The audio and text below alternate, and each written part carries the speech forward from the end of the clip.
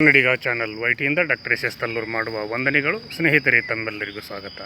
ನಾನಿವತ್ತು ಮಾಡ್ತಿರ್ತಕ್ಕಂಥ ಒಂದು ಸಂಚಿಕೆ ಅತಿ ಒಂದು ಜನರಿಗೆ ಹತ್ತಿರವಾದಂಥ ಸಂಚಿಕೆ ಅಂತಲೇ ನಾನು ಭಾವಿಸ್ತೀನಿ.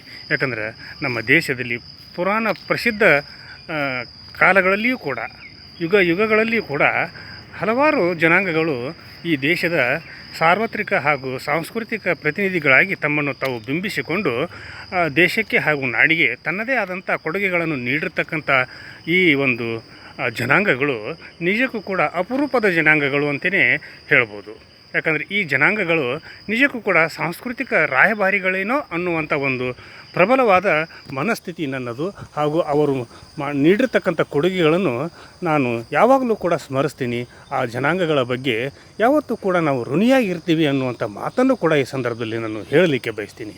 ಕನ್ನಡಿಗ ಚಾನಲ್ ವೈಟಿ ಇದು ನಿಮ್ಮೆಲ್ಲರ ಚಾನಲ್ಲು, ಸಮಸ್ತ ಕನ್ನಡಿಗರ ಚಾನಲ್ಲು. ಈ ಕನ್ನಡಿಗ ಚಾನಲ್ ವೈಟಿಯಲ್ಲಿ ಬರ್ತಿರ್ತಕ್ಕಂಥ ಪ್ರತಿಯೊಂದು ಸಂಚಿಕೆಗಳು ಕೂಡ ಸತ್ಯವಾಗಿರ್ತವೆ ಹಾಗೂ ನಿಜವಾಗಿರ್ತವೆ. ಈ ಸಂಚಿಕೆಗಳು ನಿಮಗೋಸ್ಕರ ನಾನು ಮಾಡ್ತಿರತಕ್ಕಂಥ ಸಂಚಿಕೆಗಳು ಅಂತ ಹೇಳ್ತಾ, ಇವತ್ತಿನ ಈ ಸಂಚಿಕೆಯಲ್ಲಿ ಬರ್ತಿರ್ತಕ್ಕಂಥ ಜನಾಂಗ ನಿಜಕ್ಕೂ ಕೂಡ ಅಪರೂಪದ ಜನಾಂಗ ಅಂತಲೇ ಹೇಳ್ಬೋದು.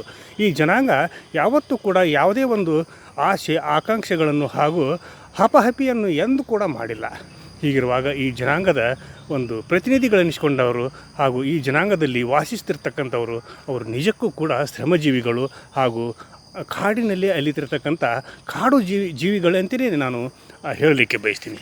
ಈ ಕಾಡು ಜೀವಿಗಳ ಬದುಕು ಒಂದು ಕಠೋರ ಬದುಕು ಅಂತಲೇ ಭಾವಿಸ್ಬೋದು.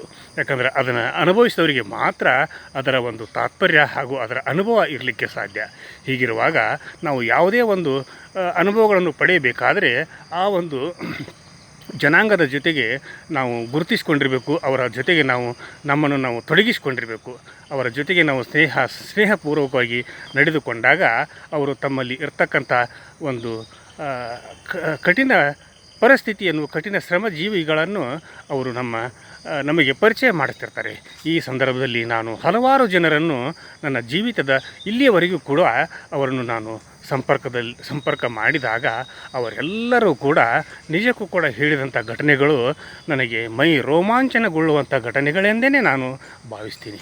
ಹೀಗಿರುವಾಗ ಆ ಒಂದು ಜನಾಂಗ ಯಾವುದು, ಆ ಜನಾಂಗ ಎಲ್ಲಿದೆ, ಹಾಗೂ ಆ ಜನಾಂಗದಲ್ಲಿ ಇರ್ತಕ್ಕಂಥ ಶ್ರಮಜೀವಿಗಳ ಒಂದು ಜೀವನ ಯಾವ ರೀತಿ ಇರ್ತೈತಿ, ಹಾಗೂ ಆ ಜನಾಂಗ ಇತಿಹಾಸದ ಪುಟಗಳಲ್ಲಿ ರಾಷ್ಟ್ರಕ್ಕೆ ಹಾಗೂ ನಾಡಿಗೆ ನೀಡಿರತಕ್ಕಂಥ ಕೊಡುಗೆಗಳೇನು ಅನ್ನುವಂಥ ಒಂದು ಮಾತನ್ನು ಕೂಡ ನಾವು ಅವಲೋಕನ ಮಾಡಿದಾಗ ಆ ಜನಾಂಗ ಪ್ರತಿಯೊಂದು ಊರಿನಲ್ಲಿಯೂ ಕೂಡ ಇದೆ.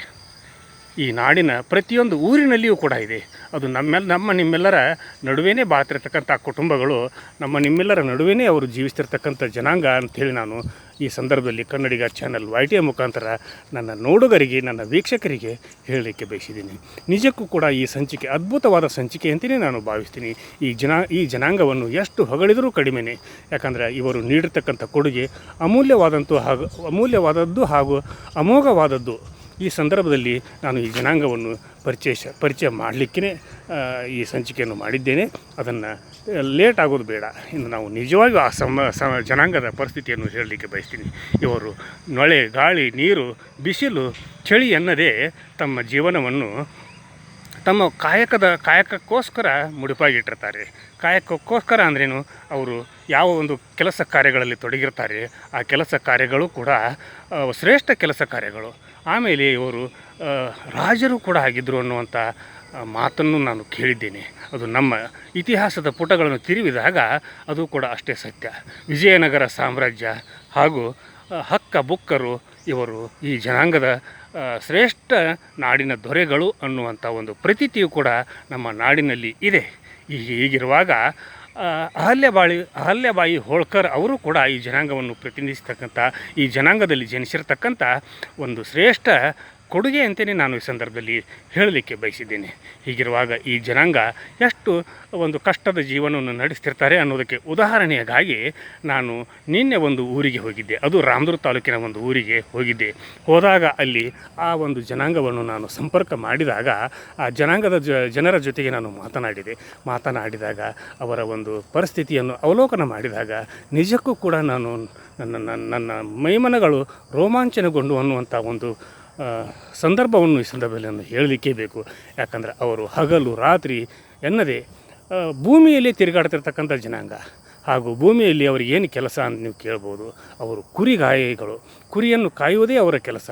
ಹೀಗಾಗಿ ಅವರು ಬಿಸಿ ಬಿಸಿಯಾದಂಥ ಆಹಾರವನ್ನು ಕೂಡ ಸೇವಿಸೋದಿಲ್ಲ. ಬೆಳಗ್ಗೆ ಅವರ ಮನೆಯಿಂದ ಕಟ್ಟಿಕೊಟ್ಟಿರ್ತಕ್ಕಂಥ ನುಚ್ಚು ಹಾಗೂ ರೊಟ್ಟಿ ಹಾಗೂ ಪಲ್ಯ ಇವನ್ನೇ ತಿಂದು ಅವರು ಮಧ್ಯಾಹ್ನವೂ ಅದನ್ನೇ ತಿಂತಾರೆ, ಸಾಯಂಕಾಲವೂ ಅದನ್ನೇ ತಿಂತಾರೆ. ಆದರೆ ಅವರು ನಿಜಕ್ಕೂ ಕೂಡ ಸುಖಿ ಜೀವಿಗಳು. ಅವರು ಹಾಲನ್ನು, ನಾವು ನೀರನ್ನು ಯಾವ ರೀತಿ ಕುಡಿತೀವಲ್ಲ ಆ ರೀತಿ ಅವರು ಹಾಲನ್ನು, ಗಟ್ಟಿಯಾದ ಹಾಲನ್ನು ಕುಡಿತಾರೆ. ಹೀಗಾಗಿ ಅವರ ಶರೀರ ಗಟ್ಟಿ ಮುಟ್ಟಾದ ಶರೀರ ಅಂಥೇಳಿ ಹೇಳ್ಬೋದು.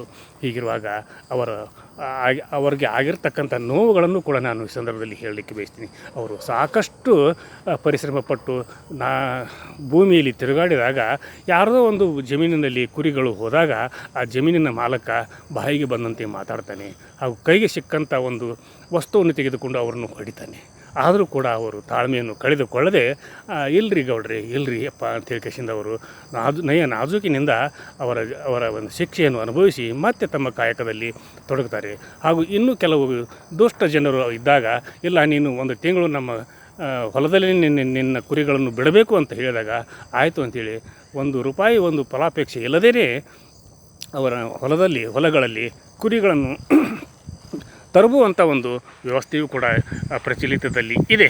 ಹೀಗಿರುವಾಗ ಈ ಸಂದರ್ಭದಲ್ಲಿ ಅವರ ಬಾಳು ನಿಜಕ್ಕೂ ಕೂಡ ಶ್ರಮಜೀವಿಗಳ ಬಾಳು ಅಂತಲೇ ಹೇಳ್ಬೋದು. ಯಾಕಂದರೆ ಕುರುಬರು ಈ ದೇಶದ ಸಾಂಸ್ಕೃತಿಕ ಜನಾಂಗ ಅಂತಲೇ ಹೇಳ್ಬೋದು. ಯಾಕಂದರೆ ಯಾವುದೇ ಒಂದು ಮದುವೆ ಆಗಲಿ, ಶುಭ ಸಮಾರಂಭಗಳೇ ಆಗಿರಲಿ, ಹಾಗೂ ವಾಸ್ತುಶಾಂತಿಗೆ ಆಗಿರಲಿ, ಹಾಗೂ ಇನ್ನೂ ಯಾವುದೇ ಒಂದು ಕೆಲಸ ಕಾರ್ಯಗಳೇ ಆಗಿರಲಿ, ಊರಲ್ಲಿ ಜಾತ್ರೆಗಳೇ ಆಗಿರಲಿ, ಹಾಗೂ ಇನ್ನು ಹಲವಾರು ಶುಭ ಸಂದರ್ಭಗಳಲ್ಲಿ ಸ್ವಾಮೀಜಿಗಳಿಗೆ ಎಷ್ಟು ಭಯ ಭಕ್ತಿಯಿಂದ ನಡ್ಕೊಳ್ತೀವಿ, ಅದೇ ರೀತಿಯಾಗಿ ಇವರ ಕಡೆಯಿಂದ ನಾವು ಪೂಜೆ ಮಾಡಿಸಿದರೆ ಮನೆಗಳನ್ನು ಕಟ್ಟಿಸುವಾಗಲೂ ಕೂಡ ಇವರ ಕಡೆಯಿಂದ ನಾವು, ಅಂದರೆ ಕುರುಬರ ಕಡೆಯಿಂದ ಮನೆಯನ್ನು ಕಟ್ಟಿಸಿಕೊಂಡ್ರೆ ಗುದ್ದಲಿ ಪೂಜೆ ಅಂತಾರೆ ಅದಕ್ಕೆ, ಮಾಡಿಸಿದರೆ ನಿಜಕ್ಕೂ ಕೂಡ ಶುಭ ಸಂಕೇತ ಅನ್ನುವಂಥ ಭಾವನೆ ಪ್ರತಿಯೊಬ್ಬರಲ್ಲಿಯೂ ಕೂಡ, ನಾಡಿನ ಪ್ರತಿಯೊಬ್ಬರಲ್ಲಿಯೂ ಕೂಡ ಇರೋದನ್ನು ನಾನು ಕಂಡಿದ್ದೇನೆ.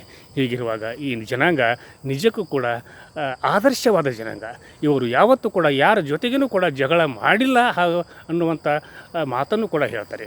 ಆದರೆ ಇವರನ್ನು ಬಳಸಿಕೊಂಡು ಕೆಲವು ದುಷ್ಟ ಜನರು ಇವರಿಂದನೇ ಮರ್ಡರನ್ನು ಮಾಡಿಸಿರ್ತಕ್ಕಂಥ ಹಲವಾರು ಘಟನೆಗಳು ಕೂಡ ನಡೆದಿವೆ.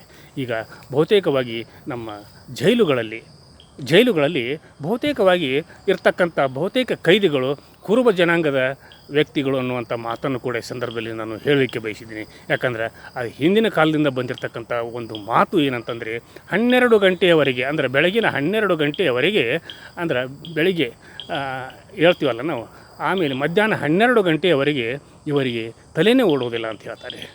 ಹೀಗಾಗಿ 12 ಗಂಟೆ ನಂತರ ಇವರು ಚುರುಕಾಗ್ತಾರೆ, ಬುದ್ಧಿವಂತರಾಗ್ತಾರೆ ಅಂತ ಹೇಳ್ತಾರೆ.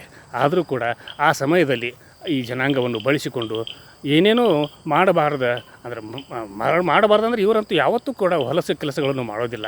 ಇವರಿಂದ ಏನೋ ಒಂದು ಹೇಳಿ ಅವರಿಂದ ಜಗಳ ಹಚ್ಚಿ ಇನ್ನೊಬ್ಬರ ಜೊತೆಗೆ ಜಗಳ ಮಾಡಿದಾಗ ಏನೇನೋ ಅನಾಹುತ ಆಗ್ತಾವೆ. ಆ ಒಂದು ಅನಾಹುತದ ಪರಿಣಾಮವಾಗಿ ಈ ಜನಾಂಗದ ವ್ಯಕ್ತಿಗಳು ಶಿಕ್ಷೆಯನ್ನು ಅನುಭವಿಸ್ತಿರ್ತಕ್ಕಂಥ ಪರಿಸ್ಥಿತಿ ನಮ್ಮ ನಾಡಿನಲ್ಲಿ ಇದೆ. ಇದು ನಿಲ್ಲಬೇಕು. ಈ ಜನಾಂಗಗಳನ್ನು ಒಳ್ಳೆಯ ಕೆಲಸಕ್ಕಾಗಿ ನಾವು ಬಳಗಿಸ್ಕೊಳ್ತೀವಿ. ಅದೇ ರೀತಿಯಾಗಿ ಇವರನ್ನು ಕೂಡ ನಾವು ಸತ್ಪ್ರಜೆಗಳನ್ನಾಗಿ ರೂಪಿಸುವುದು ಪ್ರತಿಯೊಬ್ಬ ಮಾನವ ಜನಾಂಗದ ಒಂದು ಕೆಲಸ ಅಂತೇಳಿ ಪ್ರತಿಯೊಬ್ಬರು ತಿಳ್ಕೊಂಡ್ರೆ ಮಾತ್ರ ಈ ಜನಾಂಗವನ್ನು ನಾವು ಮುಂಬರುವ ಪೀಳಿಗೆಗೂ ಕೂಡ ಪರಿಚಯಿಸಲಿಕ್ಕೆ ಸಾಧ್ಯ. ಹೀಗಿರುವಾಗ ಈಗ ಕರ್ನಾಟಕದ ಮಟ್ಟಿಗೆ ಹಾಗೂ ನಮ್ಮ ಉತ್ತರ ಕರ್ನಾಟಕ, ಬಹುತೇಕವಾಗಿ ಭಾರತದ ಪ್ರತಿಯೊಂದು ರಾಜ್ಯದಲ್ಲಿಯೂ, ಪ್ರತಿಯೊಂದು ಜಿಲ್ಲೆಯಲ್ಲಿಯೂ, ಪ್ರತಿಯೊಂದು ತಾಲೂಕಿನಲ್ಲಿಯೂ, ಪ್ರತಿಯೊಂದು ಗ್ರಾಮದಲ್ಲಿಯೂ ಕೂಡ ಕುರುಬರನ್ನು ಕಾಣಿಸ್ತೇವೆ. ಕುರುಬರಿಲ್ಲದ ಊರು ಇಲ್ಲ ಅಂತ ಹೇಳ್ತಾರೆ. ಯಾಕಂದರೆ ಕುರುಬರು ನಿಜಕ್ಕೂ ಕೂಡ ಸಂಭಾವಿತರು ಅನ್ನುವಂಥ ಮಾತನ್ನು ಪ್ರತಿಯೊಬ್ಬರು ಕೂಡ ನಾವು ತಿಳ್ಕೊಳ್ಬೇಕು. ಹೀಗಿರುವಾಗ 7 ಕೋಟಿ ಮೈಲಾರಲಿಂಗೇಶ್ವರನ ಒಂದು ಮಹಿಮೆಯನ್ನು ಕೂಡ ಈ ಸಂದರ್ಭದಲ್ಲಿ ನಾನು ಹೇಳಲಿಕ್ಕೆ ಬಯಸ್ತೀನಿ. ಯಾಕಂದರೆ ತಿರುಪತಿ ಬಾಲಾಜಿಗೆ ಇವನು 7 ಕೋಟಿ ರೂಪಾಯಿಗಳನ್ನು ಆ ಸಮಯದಲ್ಲಿ ಪುರಾಣ ಪುಣ್ಯಕಥೆಗಳ ಕಾಲದಲ್ಲಿ ಮದುವೆ ಮಾಡಲಿಕ್ಕೆ ಕೊಟ್ಟಿರ್ತಕ್ಕಂಥ ಒಬ್ಬ ಶ್ರೀಮಂತ. ಹೀಗಿರುವಾಗ ಅವನು ಇಂದು ಕೊಡ್ತೀನಿ, ನಾಳೆ ಕೊಡ್ತೀನಿ ಅಂತ ಹೇಳ್ತಾನೆ ಇಲ್ಲಿವರೆಗೂ ಕೂಡ ಕೊಟ್ಟಿಲ್ಲ. ಅದಕ್ಕಾಗಿ ಅವನನ್ನು ಕೊನೆಗೆ ಬೇಸತ್ತು ಕೇಳಲಿಕ್ಕೆ ಹೋದಾಗ ಅವನು ಕೈ ಎತ್ತಿ ಬಿಡ್ತಾನೆ.